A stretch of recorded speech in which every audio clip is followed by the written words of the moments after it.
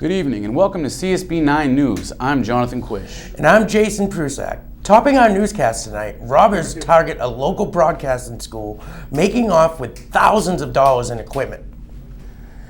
It happened in the early morning hours at the Connecticut School of Broadcasting in Needham.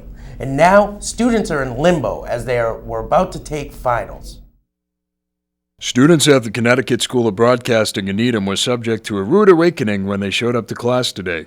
The school in the early morning hours was the target of a break-in. We have reason to believe the robbery occurred at around between 4 and 4:30. The school had taken precautions against this sort of event, but there is some speculation as to whether things went as planned. The alarm didn't ring until 4:15, and by the time we got here, the place was destroyed. And I find it hard to believe that they did that in, 3 to 5 minutes. The police were a little unclear if the alarm went off when it was supposed to, if it went off immediately, if there was a delay. They got here. They think that the break-in was sometime between 4 and 4:30. They got here rapidly after they heard the alarm, but there was some question as to whether the alarm went off when it was supposed to. Especially, again, at the time of year. It's Christmas. Who does this kind of thing at Christmas, It was a tough day here at CSB, but staff and students alike are determined to not let this affect their education. Personally, I feel horrible about it. I feel violated because this is something that I want to do for my career. The school is set to open bright and early tomorrow at 6 a.m. Here at Connecticut School of Broadcasting, Needham campus, this is Liam Bourgeois with CSB 9 News. Could Boston turn into the next gambling getaway? Las Vegas mogul Steve Wynn thinks so, as he's invested $2.1 billion and fought a long battle to bring Wynn Resort Harbor and Resort and Casino to Everett. Set to be complete in June 2019, our own Sevi Garofalo went deep into the mix to find out if this venture is keeping its pace. Construction on the Everett Casino project began in August of last year with the removal of contaminated soil from the 33-acre site. From there, it was on and up. I'm here at the construction site, and as you can see, workers have already begun erecting steel structures and also begun pouring concrete. And when this job needs concrete, it needs a lot. I had a chance to speak with the concrete super to find out just how much concrete they use and how many guys it takes to get the job done.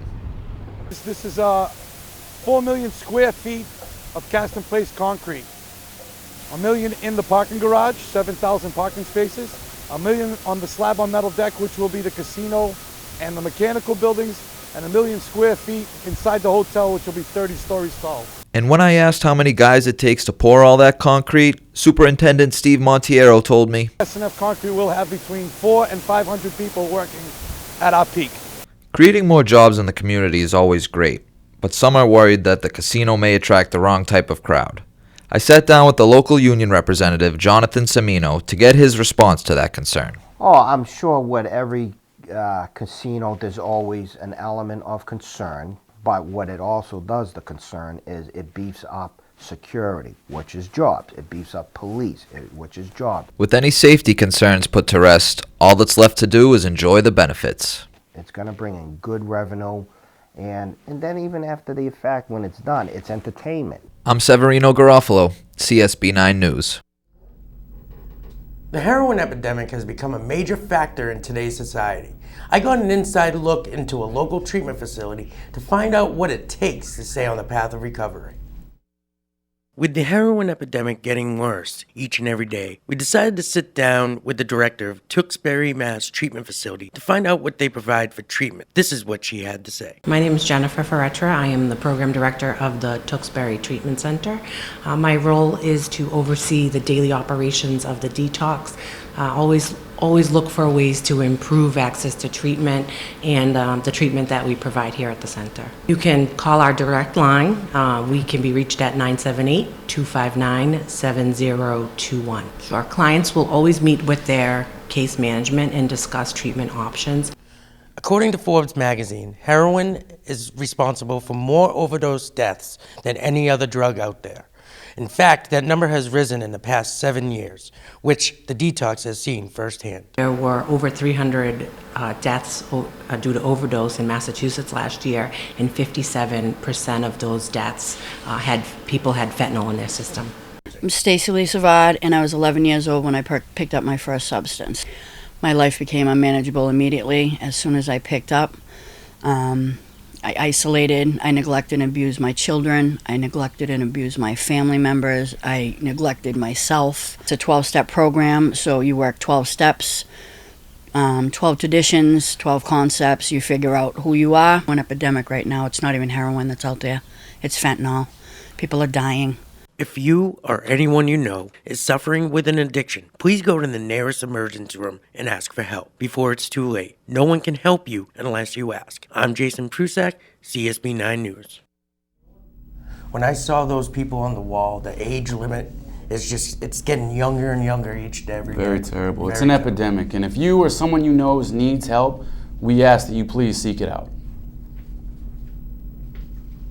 Coming up after the break, after years of decline, a local historical city has plans for a fresh new look.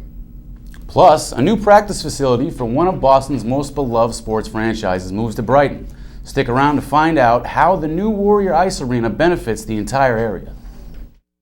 Man, I'm sick of working outside every day. I'm sick of delivering to people that don't tip. We need a change. The Connecticut School of Broadcasting gives you hands-on training with state-of-the-art equipment and trains you for a career in months, not years. Small class sizes give you the advantage of one-on-one instruction. All of our instructors are trained industry professionals, which gives you real-world connections and experience in your field of choice. Looking to jumpstart your career? Join us at GoCSB.com. Generations after stores like Woolworths and the Bargain Center closed down, Quincy is finally taking steps towards securing a new beginning.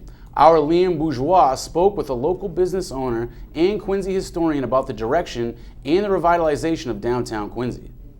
The city of Quincy is currently undergoing a series of renovations dubbed the Quincy Revitalization Project, which hopes to return the city to its glory days as a bustling center of commerce. The big development of what's kind of the classic Quincy downtown into a big retail center where the residences kind of moved out and it all became stores and businesses would be the teens into the early 20s probably. Particularly I think after World War II, the period of the 1950s was when they kind of invented the marketing term Shoppers Town, USA to try and describe it. The construction in downtown Quincy has affected a number of local business owners. Now, we happen to talk to one of those, Dr. Robert Ryan, who runs a dental practice in the area.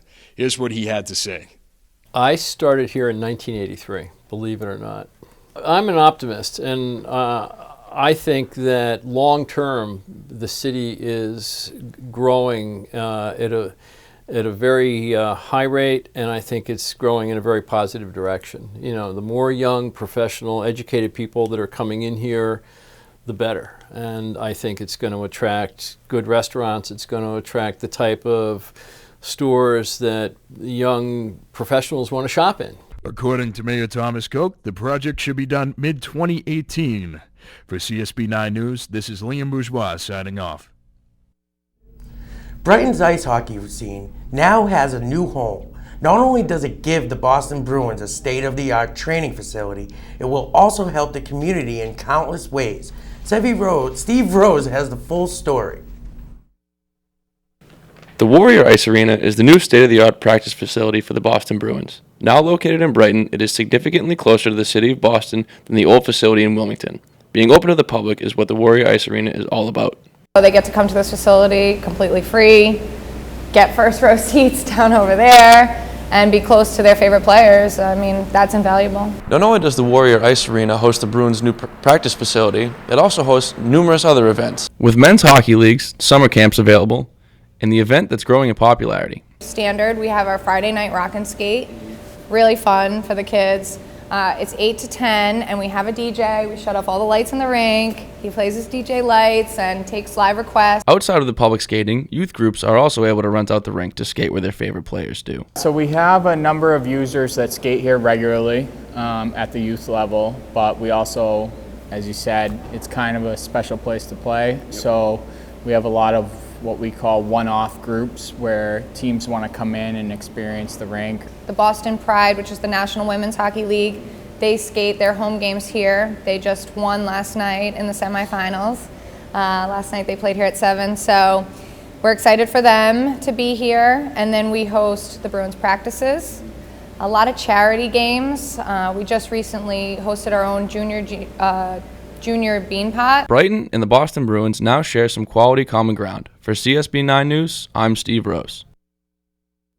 Wow, well, I can't wait to strap on the skates and go try out the new facilities myself. You know who you don't want to see on ice skates? Who's that? This guy right here. Modesty, always modest. Still to come on CSB 9 News, one lucky reporter heads to Western Mass to give us a behind-the-scenes look at a local brewery. And up next, a local tourist attraction was just named one of America's most visited locations, which Boston favorite earned the notoriety. Stick around to find out. Looking to make your dreams a reality? Are you really passionate about TV and radio? At Connecticut School of Broadcasting, we offer the best facilities and great teachers to help you achieve your goals. In a matter of months, CSB can give you what a 2 to 4 year college can give you for less money. Go after your dreams and stop what you're doing and call CSB right now. Don't do something you aren't passionate about. Make your dreams a reality today. At CSB, learn by doing. Call or click today at gocsb.com or 1-800-TV-RADIO. Located near the waterfront in Government Center in Boston, Faneuil Hall has been a marketplace and meeting hall since 1743. Being part of Boston's Natural Historic Park and a well-known stop on the Freedom Trail, Faneuil Hall is a popular stop for both locals and tourists. I took a trip to the local tourist trap to get a closer look. In 1742, Peter Faneuil, Boston's wealthiest merchant, built Faneuil Hall as a gift to the city. The edifice was home to merchants, fishermen, and meat and produce sellers, and provided a platform for the country's most famous orators. It is where the colonists first protested the Sugar Act in 1764 and established the doctrine of no taxation without representation, the site of several speeches by Samuel Adams, James Otis, and others encouraging independence from Great Britain. Today, what's known as Faneuil Hall Marketplace is still Boston's central meeting place today, offering residents and visitors alike an unparalleled urban marketplace. With the unique and burgeoning array of shops, restaurants, and outdoor entertainment, have made it a premier destination for over 18 million visitors annually. Not losing a step and thriving as well as ever, Faneuil Hall is actually 4 great places in one location: Faneuil Hall, Quincy Market, North Market, and South Market, all set around a cobblestone promenade where jugglers, magicians, musicians, and entertainers perform for passers-by. I'm a native. And how often do you come to Faneuil Hall? You know, try to give it a couple times a month or something, see when there's an event or so. Is it an enjoyable place to be? Oh, absolutely. Always a good time. We always, family, friends, family, everybody's welcome here. Everybody's always trying to, the weather's a little not the best, but everybody's, making the best of it. For CSB 9 News, I'm Jonathan Quish. Do you like beer? Ever wonder what the brewing process is like? Jordan Weitraub took a trip to the Berkshire Brewing Company to find out what goes on in the daily life of a brewer. I'm here at the Berkshire Brewing Company in South Deerfield, Massachusetts, where today we're going to take a look to see what goes behind the scenes of a brewing company. All right, right now, this is the laboratory at Berkshire Brewing Company. In here, we test for a couple different things. We look for beer spoilers, and by doing that, we can plate out beer at different stages in which it's fermenting, conditioning, or packaged beer. Today I met with brewer Noah Bogoff, and he talked to me about some of the most popular beers they have at Berkshire Brewing, and also where the beers go once they're done brewing them. They go in my belly, hopefully, if we do everything right. We self-distribute, so we cold package our beer here on site and move it to our warehouse, which is right across the street. From there, we put it on our own trucks and deliver it to local package stores, bars, etc.